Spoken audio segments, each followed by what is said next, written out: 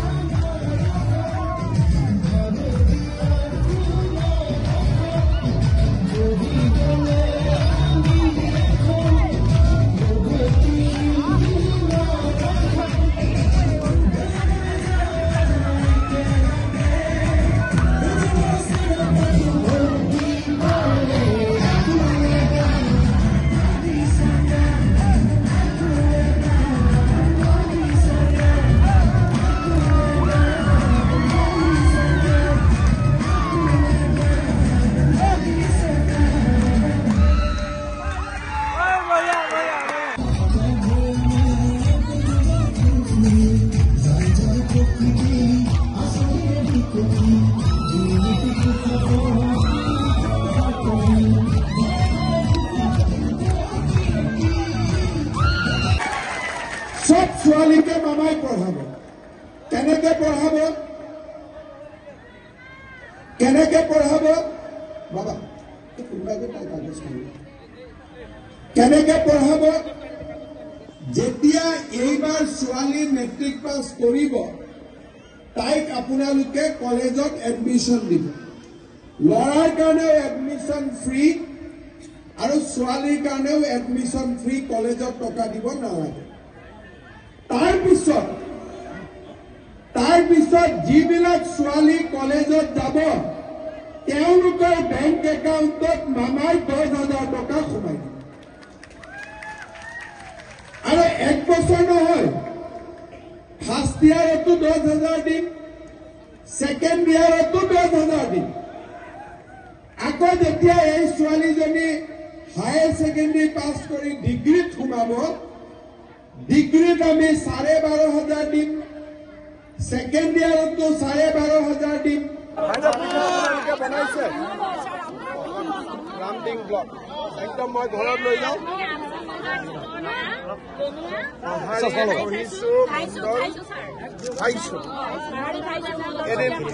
এদিন মই ঘৰত মাতিম আপোনাক মই এতিয়া লৈ যাওঁ পিঠাখিনি লৈ যাওঁ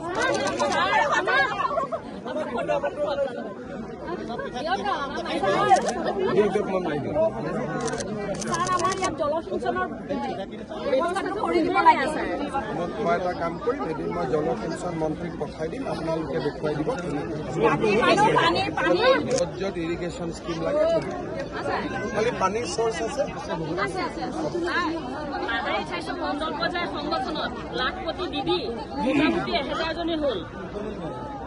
এতিয়া মই আপোনালোকক একদিন মোৰ অফিচত বা ঘৰত মাতিম আপোনালোকৰ গোটেই কথাখিনি মই ভাল কৰি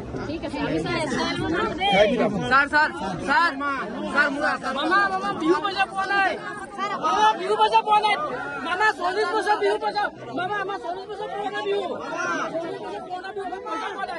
40 বছৰ চাই ভাবি যাওঁ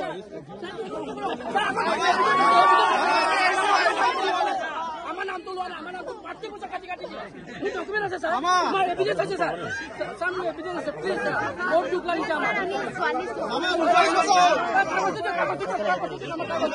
বহুত দুখ লাগিছে আমার মামা বহুত দুখ লাগিছে মামা 39 বছৰ হ'ল আমি বিহু পাই পোৱা নাই এই কাগজ বছৰ হ'ল 1.5 লাখ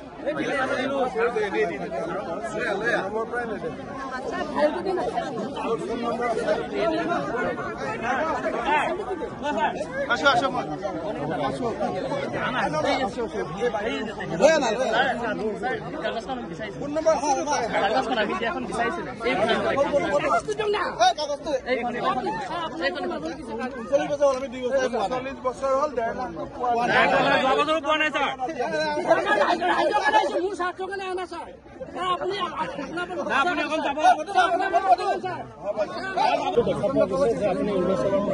আজি বহাগ বিহু আৰু সাধাৰণতে বহাগ বিহুৰ দিনা ইলেকশ্যনৰ মিটিং নহয় কিন্তু মই মিলাব নোৱাৰাৰ কাৰণে আজি অলপ মিটিং ৰাইজ ইমান ওলাই আহিব বুলি মই নিজেও ভবা নাছিলো ৰাইজৰ পাৰ ভঙা উৎসাহ বিহু পালন কৰিছে গণতন্ত্ৰৰ উৎসৱ নিৰ্বাচনতো ভাগ লৈছে আমি বহুত ভোটত বিজেপি দল জিকিব এবাৰ বিহু আপুনি কৈছে যে বন্ধুকৰ শব্দ নহয় খুলি শব্দ চাওক আজি ইমান দিন আমি যিটো পৰিৱেশত আছিলো বিশেষকৈ মই নিজৰ জীৱনকালতে ক'ব পাৰোঁ যে যোৱা 2-1 বছৰত যিমান আমি শান্তিত বিহু পাতিছোঁ আগত কেতিয়াও নহৈছিল কেতিয়াবা বড়ো আন্দোলন কেতিয়াবা কাৰ্বি কেতিয়াবা ডিমাচা কেতিয়াবা আলফা কেতিয়াবা আমাৰ ভিতৰতে কাজিয়া এটা বেলেগ পৰিৱেশ আছিল কিন্তু যোৱা 1-2 বছৰত বিশেষকৈ কোভিডৰ পিছত আমি বিহু কুলি কেতেকীৰ মাততে পালন কৰি আছোঁ এতিয়া আৰু বন্দুকৰ শব্দও নাই আৰু শব্দ নহ'ব আৰু আজমলে কৈছে গৌৰৱ গগৈয়ে মুছলমান ধৰ্ম পালন কৰিছে আৰু সুন্দৰকৈ তেওঁ নামাজ পঢ়িছে মইতো এটাই কথা কৈছোঁ যে নামাজত কোনোবা যোৱাত আমাৰ একো আপত্তি নাই গৌৰৱ গগৈ নামাজত গৈছে তেওঁ কলিয়াবৰত থাকোঁতে সদায় গৈয়ে আছিল কিন্তু কথাটো হ'ল যে তেওঁ ৰাম মন্দিৰত কিয় নাযায় হিন্দু মুছলমান দুয়োটাকে সমান চকুৰে চালে ভাল কংগ্ৰেছৰ মানুহবিলাকৰ ৰাজনীতিটো কি যে হিন্দুক অপমান কৰে কেইদিনমান আগতে গৌৰৱ গগৈয়ে যোৰহাটত জিগ্নেশ মেৱানী বুলি এজনক লৈ আহিছে তেওঁ ভগৱানেই নামানে আপোনালোকে গুজৰাটত টাইপ কৰি চাব তেওঁ ভগৱানেই নামানে অৰ্থাৎ গোটেই হিন্দু বিৰোধী ব্যক্তিবিলাকক তেওঁ একলগ কৰি আছে ৰাহুল গান্ধীক লৈ আহিলে ৰাম মন্দিৰ প্ৰাণ প্ৰতিষ্ঠাৰ দিনাখন ইয়াতে আন্দোলন কৰাই দিলে সেইকাৰণে মোৰ কথাটো হ'ল নামাজত যোৱাত মোৰ কোনো আপত্তি নাই, কিন্তু নামাজতো যাওক, পালনামাতো যাওক, মেডাম মেফিতো যাওক, কামাখ্যাতো যাওক, বটদ্ৰৱাতো যাওক, চবতে যাওক, তেতিয়া কাৰো আপত্তি নাথাকে। ইমানেই চিম্পুল কথা। আপুনি লাখপতি বাইদেউৰ কথা কৈছে, বিভিন্ন আঁচনিৰ কথা, সেইসমূহ তেওঁলোকে কৈছে নিৰ্বাচনী আচৰণ বিধি ভংগ কৰিছে, যাৰ কাৰণে তেওঁলোকে নিৰ্বাচনী আচৰণ বিধি পঢ়িব নাজানে। গেৰেণ্টিবোৰ কি হয়?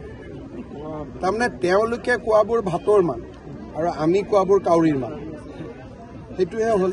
তেওঁলোকে যে গেৰেণ্টি কাৰ্ডখন পঢ়ি থাকে, অমুকক অমুক দিম, তমুকক তমুক দিম, সেইখন কি হয়? সেইখন কি ভাতৰ মান? আমাৰ কাম নাই, আমি দিব নোৱাৰো, তেওঁলোকে দিব। চৰকাৰ আমি আছে, আমি দিম নে তেওঁলোকে দিব? চৰকাৰত নাথাকা পাৰ্টীয়ে যদি দিম বুলি ক'ব পাৰে, চৰকাৰত থকা পাৰ্টীয়ে দিম বুলি কিয় ক'ব নোৱাৰে? মোক এইটো কথা বুজাই দিয়কচোন। আৰু আমিতো মিছা কথা নকওঁ। 1 লাখ চাকৰি দিম বুলি কৈছিলতো দিলো, অৰুণোদয় দিম বুলি কৈছিলতো দিলো। আমাক কোনো মানুহেতো অবিশ্বাসো নকৰে। আৰু আমি লিমিটত কওঁ, আমি কওঁ যে লাখপতি বাইদেউক 10,000 দিম, আমিতো 1 লাখ দিম বুলি কোৱা নাই। আমি লিমিটত কথা কওঁ, আৰু যিটো কৰিব পাৰো আমি সেইটো কওঁ।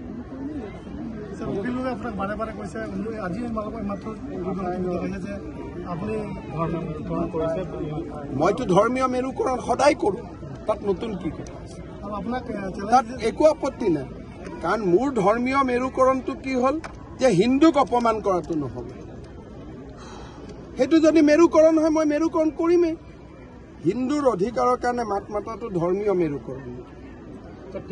কোনোবাই অখিল গগৈ কামাখ্যা মন্দিৰত যোৱা আজিলৈকে দেখিছে? তেওঁ যে নামাজ পঢ়িব যায়, তেওঁ কামাখ্যা মন্দিৰত কিয় নাযায়? সেইটো মেৰুকৰণ নহ'ল নেকি? মইতো সদায় কৰোঁ, মইতো এতিয়াও নাছিলো, মইতো নাছিলো।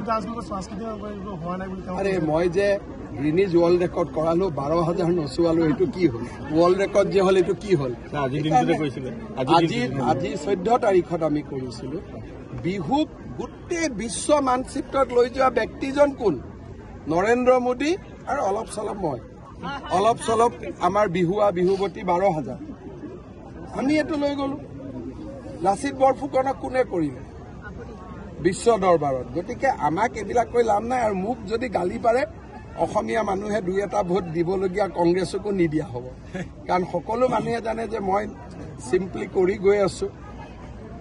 CM হোৱাৰ পৰা মই ক'ব গ'লে এদিনো ভালকৈ খোৱা নাই, খালি কামে কৰি আছো। সেইকাৰণে মোক গালি গালাজ কৰিলে, যোনে মোক গালি গালাজ কৰে তাৰ ক্ষতি হ'ব। মোক গালি গালাজ নকৰিলে 2-4টা ভোট পাব পাৰে। এতিয়া যে যদি কৰবাত অখিল গগৈ 2টা ভোট পালেহেঁতেন, মোক যিমানে গালি পাৰিব, আৰু গালিবোৰ আপোনালোকে ভাল কৰি পাব্লিছ কৰি দিব। এতিয়া যি 2-এটা ভোট পোৱাও ইচ্ছা আছে, বাইদেউ মামা ভাগিন কোনেও নিদিব।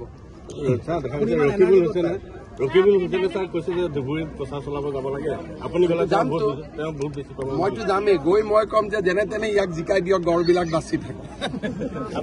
মইতো ধুবুৰীত যাম, ৰকিবুল হুছেইনৰ কাৰণে প্ৰচাৰ চলাম যে এওঁক ভোট দিয়ক, যাতে কাজিৰঙাত গড়বিলাক শান্তিত থাকিব। এইটোকে মই ক'লো নাই। সেইকাৰণে মই যেনেকে আজি 3 বছৰ কোভিডৰ সময়ৰ পৰা দিনে ৰাতিয়ে মানুহৰ লগতে লাগি আছো, ৰেষ্টটো মই লোৱাই নাই। গতিকে মোক গালি গালাজ কৰিলে যিকেইটা ভোট পাবলগীয়া আছিল এইকেইটাও নোহোৱা। উজনি নামনি চবতে কালিৰ পৰা 18 তাৰিখৰ পৰা নামনি, 18ৰ পৰা নগাঁও, তাৰপিছত 19, 18 মানে 17তো তাত প্ৰচাৰ শেষ। 18ৰ পৰা নগাঁও, 25ৰ পৰা নামনি, 4 তাৰিখ হৈ যোৱাৰ পিছত বিহাৰ, উৰিষ্যা, বেংগল। নিৰ্বাচনী হিংসা একো নাই, সব জিৰো। নিৰ্বাচনী হিংসা আৰু নৰুলদাই মৃতকৃত।